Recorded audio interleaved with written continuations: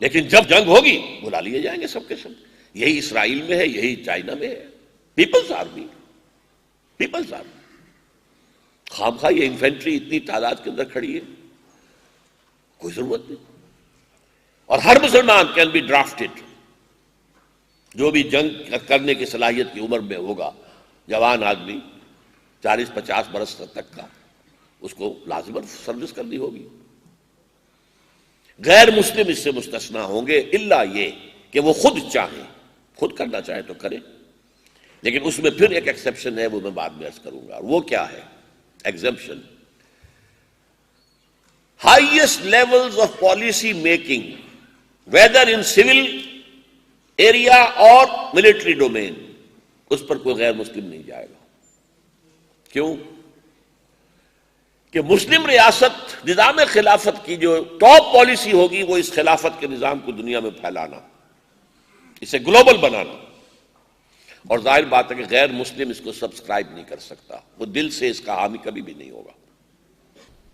لہذا highest level کے اوپر، جیسے کہ ضیاء الحق صاحب کے زمانے میں ہوا تھا، پتہ نہیں عمل صحیح ہوتا تھا کہ نہیں، کہ فوج میں ایک خاص عہدے تک جا سکتا تھا قادیانی، اس سے اوپر نہیں. اسی طریقے سے غیر مسلم جا سکتا ہے فوج میں، اگر فوجی سروس کرنا چاہے جائے، لیکن ایک خاص لیول سے اوپر جہاں پر کہ ٹاپ پالیسی فریم ہونی ہو وہاں وہ نہیں جائے گا. اسی طریقے سے جو آخری بات ہے جس کی بنا پر وہ کہتے ہیں کہ یہ تو سیکنڈ ریٹ سٹیزن بن گیا، وہ کیا ہے؟ لیجسلیشن میں ان کا کوئی حصہ نہیں ہوگا. They will not be a part of the legislature, کیونکہ لیجسلیشن کی بنیاد کتاب و سنت ہے. وہ نہ کتاب کو مانے نہ سنت کو مانے. ہاؤ کین وی ایسوسیٹ دم؟ یہ بات آج کی دنیا کے جو جمہوریت کے جو اصول ہیں، وہ چونکہ اسٹیٹ جو ہے وہ ہے قومی ریاست جغرافیائی حدود کے اندر جو ہے شہری ہے. ہماری تو آئیڈیولوجیکل اسٹیٹ ہے، یہ کوئی جو ہے وہ جغرافیائی حدود تو اس کی ہوں گی، but that is not the basis of this state. Ideology ہے، ایمان ہے، اس کے اوپر یہ اسٹیٹ کھڑی ہوئی ہے. لہذا قرآن اور سنت کو جو نہیں مانتے وہ لیجسلیچر میں کیسے آ جائیں گے؟ حالانکہ واقعہ یہ کہ پاکستان جیسے حالات کے اندر کوئی فرق واقع نہیں ہوتا. کتنے لوگ آ جائیں گے اور کتنے وہ مؤثر ہو سکتے ہیں، اور کتنے کچھ وہ مؤثر ہوں گے جبکہ دستور میں لکھا ہوا ہے کہ یہاں پہ کوئی قانون سازی کتاب و سنت کے منافی نہیں ہو سکتی. تو اٹ میکس لٹل ڈفرنس. لیکن کہیں ایسا بھی تو ہو سکتا ہے کہ 55 اور 45 کا معاملہ ہو، جیسے کبھی ایسٹ پاکستان میں تھا ہندو مسلم معاملہ. بنگلہ دیش جو بعد میں بن گیا تب تو ہندو کافی چلے گئے. اور پھر یہ ہے کہ ہندو یا کوئی غیر مسلم اپنے پیسے کے ذریعے سے مینور کر سکتا ہے مسلم جو ممبرز ہیں آف دی پارلیمنٹ. لہذا ان چیزوں کا راستہ روکنے کے لیے یہ ہوگا کہ وہ اپنے ووٹوں سے اپنی کوئی اسمبلی بنا لیں، اپنے کوئی ادارے بنا لیں، تاکہ ان کے حقوق کا معاملہ، ان کے معاملات جو ہیں، اگر کوئی وہ ریپرزنٹیشن کرنا چاہتے ہیں حکومت کے سامنے تو وہ ان کی اسمبلی یا ان کے بورڈز جو ہیں وہ حکومت کے ساتھ گفت و شنید کر سکے. یہ تو یقیناً ہوگا، لیکن وہ قانون ساز ادارے کے رکن نہیں ہو سکتے. یہ ہے نقشہ جدید اسلامی خلافت کا سیاسی اور دستوری اور آئینی اور قانونی ڈھانچہ. اب کچھ قصہ درد ہے جو سنانے کے لیے یہ آپ کو ایک لیفلیٹ دیا گیا ہے. دیکھیے یہ لیفلیٹ جس بات کو ہائی لائٹ کرنا چاہتا ہے وہ یہ ہے، پاکستان وہ خوش قسمت ملک ہے جس میں آج سے 55 سال پہلے خلافت کے قیام کا فیصلہ ہو چکا ہے.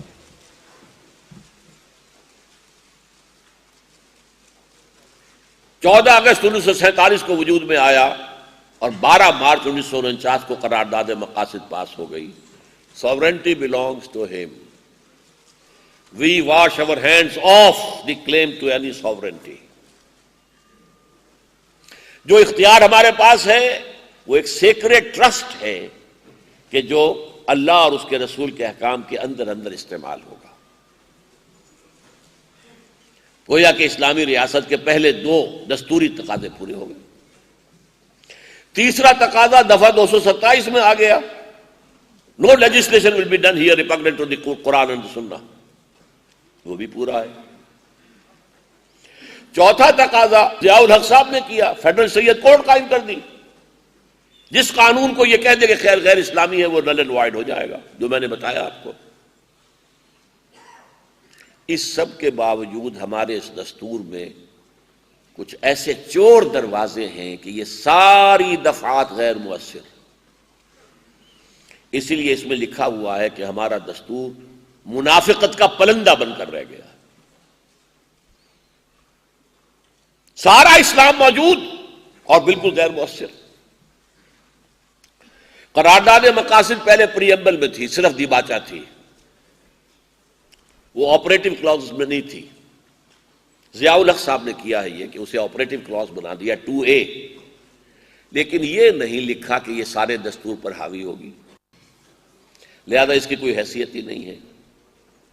ہمارے جسٹس نسیم حسن شاہ صاحب نے فیصلہ دے دیا، غالباً آرٹیکل 45 کی روح سے صدر مملکت کو حق حاصل ہے کہ اگر کوئی قاتل جس کو ثبوت پہنچ گیا کہ وہ قاتل ہے اور سیشن جج سے بھی، سیشن عدالت سے بھی سزا مل گئی، اس کی اپیل ہائی کورٹ سے بھی ختم ہو گئی، اس کی اپیل سپریم کورٹ نے بھی جو ہے رد کر دی، پھر بھی صدر مملکت کو رحم کھا کر جان بخشی کرنے کی اجازت ہے۔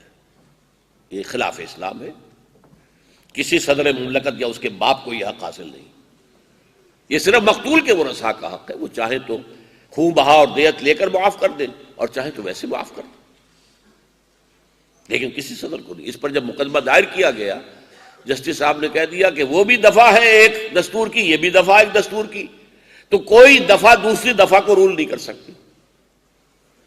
بات ختم ہو، کیا حیثیت رہ گئی قرارداد مقاصد کی؟ نمبر 2، 227 کو اٹیچ کر دیا گیا کاؤنسل آف اسلامک آئیڈیالوجی، اسلامی نظریاتی کونسل، کہ اسلامی نظریاتی کونسل جو ہے اس کے اوپر غور و بحث کرتی رہے گی، سوچتی رہے گی، سوچتی رہے گی، سوچتی رہے گی، رپورٹیں پیش کرتی رہے گی، کرتی رہے گی، کرتی رہے گی، آگے کچھ طے نہیں کہ رپورٹوں کا کیا ہوگا، کوئی رپورٹ کتنی مدت کے اندر اندر پارلیمنٹ میں پیش ہونی چاہیے، کچھ نہیں۔ لہذا کروڑوں روپیہ خرچ ہوا ہے کاؤنسل آف اسلامک آئیڈیالوجی پر، بڑی بڑی تنخواہیں ہیں علماء جو اس میں شامل ہیں، پھر ان کے ٹی اے 5 اسٹار ہوٹلز میں ٹھہرنا، ہوائی جہاز کے سفر، انہوں نے بہت کام کیا ہے، اس میں کوئی شک نہیں، لیکن رپورٹ گئی اور وزارت داخلہ کی الماری میں رکھی گئی، ختم۔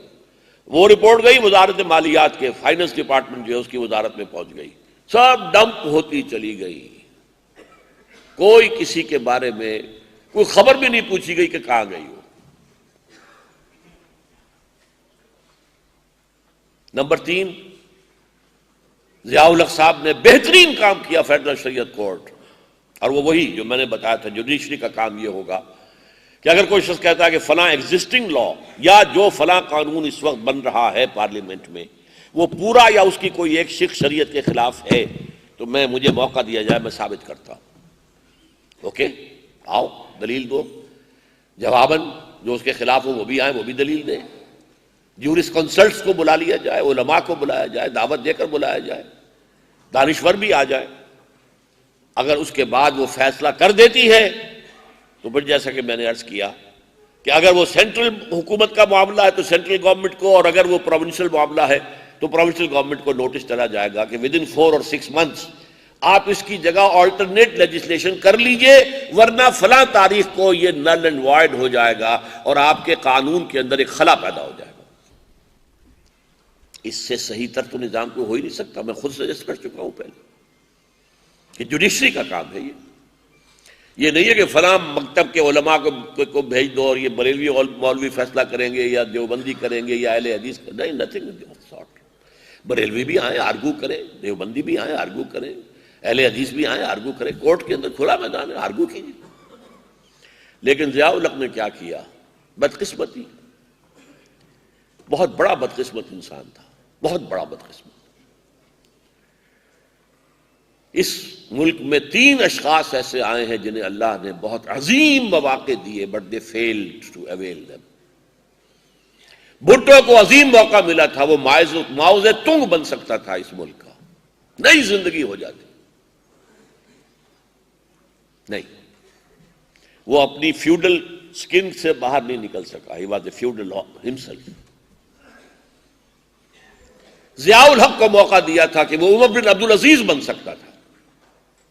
نظام مصطفیٰ کی تحریک جس قدر زبردست تھی اس کو آپ شمار کر سکتے ہیں خلافت کی تحریک، اور پھر تحریک پاکستان، اور پھر تحریک نظام مصطفیٰ 1977 کی. اتنا اس وقت جو قدم بھی اٹھاتا ضیاء الحق، کوئی نہیں تھا میدان میں جو روک سکتا، کوئی نہیں آ سکتا تھا. اتنا جوش اور جذبہ تھا. لیکن بدقسمتی، محرومی، بدبخت، ان کو کون راضی کرے گا، ان کو کون راضی کرے گا. میں نے جب آخری دن شورا سے استعفیٰ دیا ہے 5 جولائی 1982 کو، میں گیا، میں نے کہا کہ آپ ماتھے پر کلنک کا ٹیکہ لیے پھر رہے ہیں. میں خود مجھے گھبراہٹ سے ہوئی ہے، میں نے کیا کہہ دیا. میں نے تو محاورہ استعمال کیا تھا اور یہ تو واقعی ان کے ہاں محراب ہے. لیکن وہ شخص بڑا متحمل تھا، اس میں کوئی شک نہیں. نہیں کیوں کیا بات، کیسے؟ میں نے کہا آپ نے فیڈرل اسٹیٹ کورٹ بنائی، اپنے ہینڈ پکڈ علماء کو اس میں جج مقرر کیا. تقی عثمانی کس کا چوائس ہے؟ آپ کا. پیر کرم شاہ صاحب کس کا چوائس ہے؟ آپ کا. ملک غلام علی کس کا چوائس ہے؟ آپ کا. پھر آپ نے ان کے ہاتھ باندھ دیے کہ فیملی کورٹس کے بارے میں، فیملی لاز کے بارے میں بھی تم بات نہیں کر سکتے.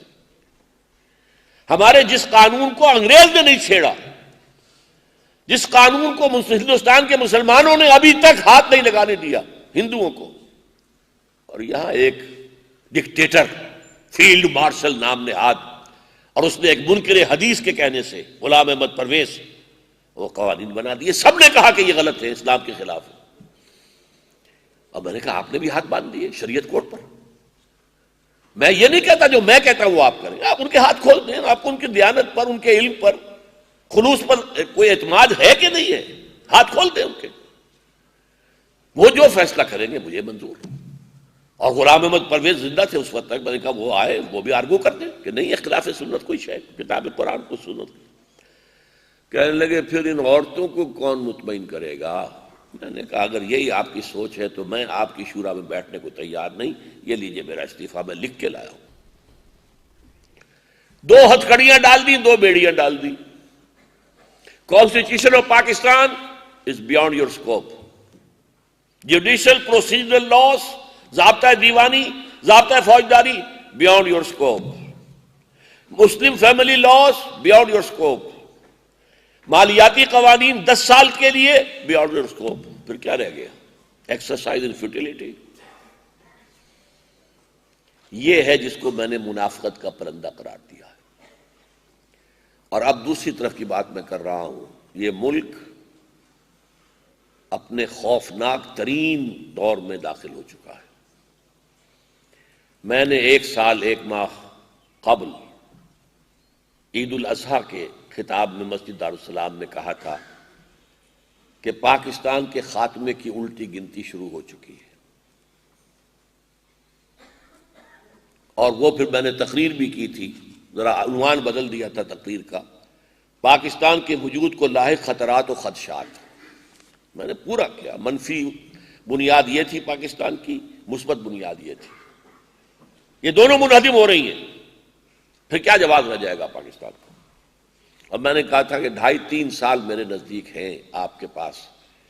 اس کے اندر اگر یہاں کوئی اسینشل بنیادی چینج نہ آئی اور اسلام کی طرف ہم نے رخ نہ کیا اور اللہ کی جناب میں توبہ نہ کی، تو نہ سمجھو گے تو مٹ جاؤ گے ہندوستان والوں. تمہاری داستان تک بھی نہ ہوگی داستان.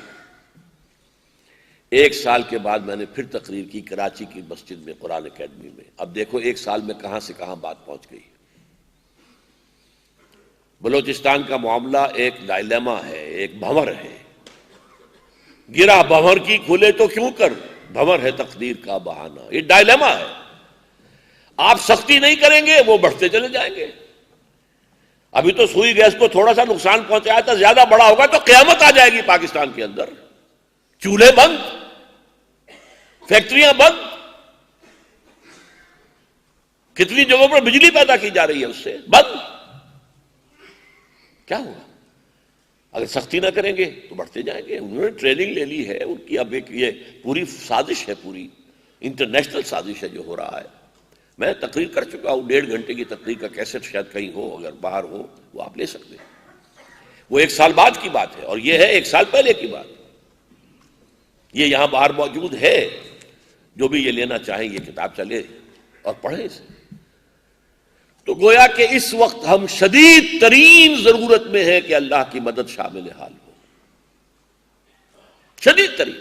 لیکن وہ مدد نہیں آئے گی جب تک کہ ہم توبہ نہ کریں.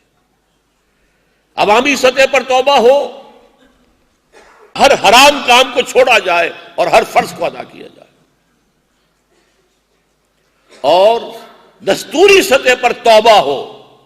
وہ جو چور دروازے دستور کے اندر ہیں جس نے کہ اس کے منافقت کا پلندہ بنا دیا ہے، ان کو پلگ کر دیا جائے، ان کو بند کر دیا جائے. یہ ہوگی ہماری اجتماعی توبہ. تو شاید اس سے، شاید نہیں یقیناً، مجھے یقین کے ساتھ امید ہے کہ اللہ تعالیٰ کی رحمت اور اس کی تائید و نصرت ہمارے شامل حال ہو جائے گی. یہ ذرا لیفلیٹ نکال لیجئے اور میرے ساتھ پڑھیے.